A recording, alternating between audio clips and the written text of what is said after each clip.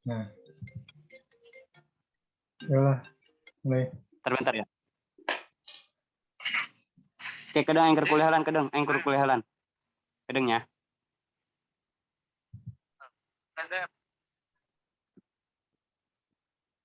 Assalamualaikum warahmatullahi wabarakatuh. Kami dari kelompok 5 yang beranggotakan saya sendiri, Firda dan Agung, yang akan mempresentasikan Bank Syariah Indonesia. Bank Syariah Indonesia adalah lembaga perbankan syariah.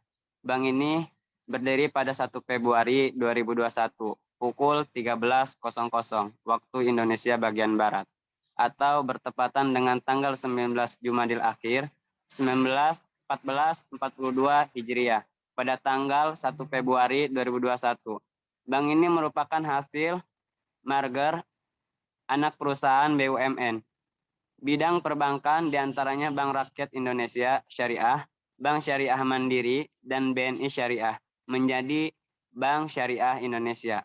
Bank Syariah Indonesia mendapat izin dari OJK dengan nomor SR-3-PB.1-2021 tanggal 27 Januari 2021 perihal pemberian izin pembangunan PT Bank Syariah Mandiri dan PT Bank BNI Syariah ke dalam PT Bank BRI Syariah Tbk serta izin perubahan nama dengan menggunakan izin usaha PT Bank BRI Syariah Tbk menjadi izin usaha atas nama PT Bank Syariah Indonesia Tbk sebagai bank hasil penggabungan.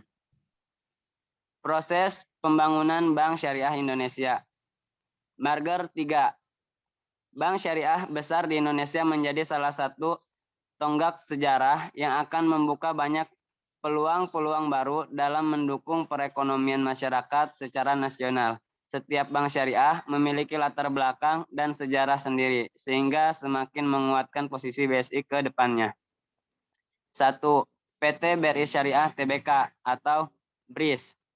PT BRI Syariah Tbk atau sering disingkat menjadi BRIS awalnya terbentuk dari proses akuisisi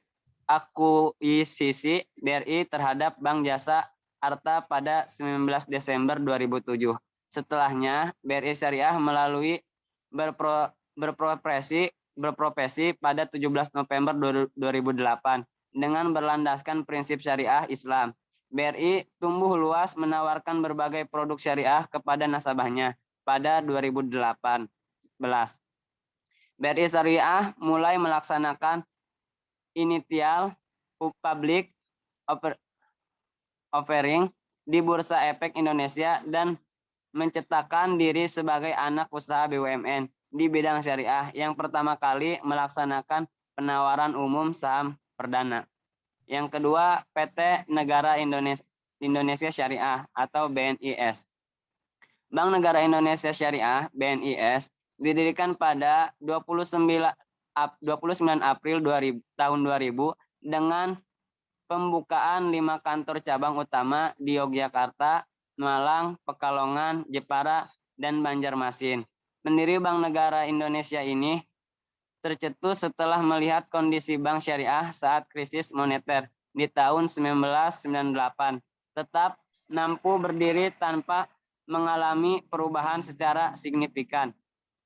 Dalam proses operasional perbankan, BNI Syariah tetap memperhatikan aspek syariah yang diawasi langsung oleh Dewan Pengawas Syariah dan telah melalui pengujian sehingga memenuhi aturan syariah.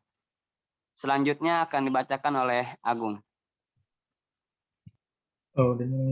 Baik, selanjutnya yang ketiga ada PT Bank Mandiri Syariah BMS. Awalnya Bank Mandiri adalah bank yang berdiri dari hasil penggabungan dari 4 bank, yaitu Bank Dagang Negara, Bank Bumi Daya, Bank Eksim, dan Bapindo yang mulai terguncang akibat krisis moneter pada tahun 1998. Setelah itu mulai dibentuk tim konsolidasi untuk pengembangan perbankan syariah dan pada 1 November 1999 terbentuklah Bank Syariah Mandiri. Hingga saat ini Bank Mandiri Syariah mampu memadukan idealisme usaha dengan nilai-nilai rohani sebagai landasan operasional. Hal ini yang membuat Bank Syariah Mandiri terus berkembang hari ini dan jadi bagian dari BSI. Selanjutnya ada segmen bisnis Bank Syariah Indonesia.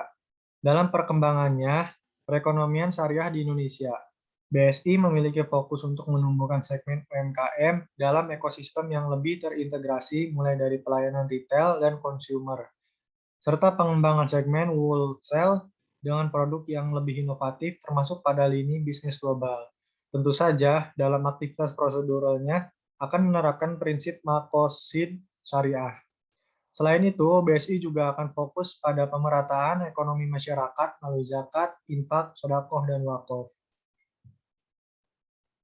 Lalu ada deposito, adalah simpanan yang diserahkan kepada lembaga atau pihak tertentu dan penarikannya hanya dapat dilakukan pada jangka waktu tertentu dan dengan syarat-syarat tertentu. Sederhananya, deposito adalah tabungan berjangka yang dikeluarkan oleh pihak perbankan. Deposito syariah tidak jauh berbeda dengan deposito konvensional. Seperti halnya deposito konvensional, simpanan dana pada deposito syariah tersebut tidak dapat ditarik sewaktu-waktu, seperti tabungan biasa karena ada tenor pencairan atau jatuh tempo. Namun sistem deposito di bank syariah dan bank konvensional sangat berbeda. Beberapa perbedaannya adalah yang pertama status dana. Pada deposito syariah adalah dana menjadi investasi bank syariah, sedangkan status dana pada deposito konvensional adalah dana akan dianggap sebagai piutang. Lalu ada hubungan nasabah bank. Hubungan nasabah dengan bank pada deposito syariah adalah nasabah memiliki status sebagai penyandang dana dan bank menjadi pengelola dana.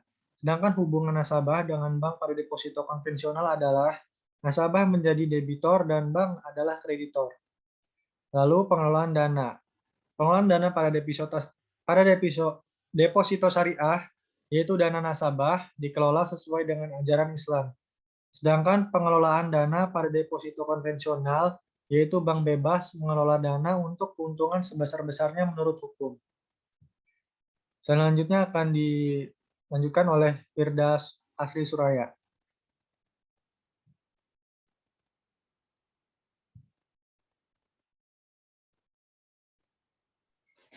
Selanjutnya adalah perhitungan imbal hasil. Perhitungan imbal hasil pada deposito syariah yaitu bersifat fluktuatif tergantung dengan keuntungan bank. Sedangkan perhitungan imbal hasil pada deposito konvensional yaitu bersifat tetap berdasarkan nominal bunga. Kemudian ada penalti. Penalti pada deposito syariah itu tidak ada, sedangkan pada deposito konvensional terdapat penalti. Next.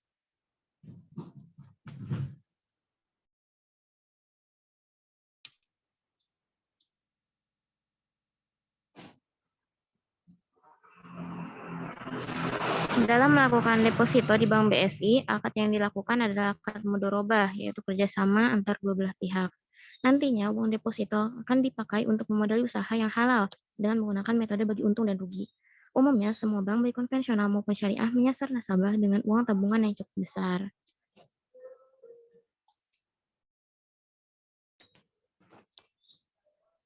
Namun, seiring berjalannya waktu dan juga majunya teknologi, BSI menyediakan pembukaan deposito untuk semua nasabahnya dan bisa dilakukan lewat BSI Mobile dengan minimum sebesar Rp10.000 dan maksimum Rp50.000 jika lewat BSI Mobile. Dan jika langsung membuka deposito di bank, maka tentu bisa lebih dari Rp50.000. Nah, sekian yang dapat kami sampaikan. Kurang lebihnya mohon maaf. Wassalamualaikum warahmatullahi wabarakatuh. Waalaikumsalam warahmatullahi wabarakatuh. Waalaikumsalam warahmatullahi wabarakatuh.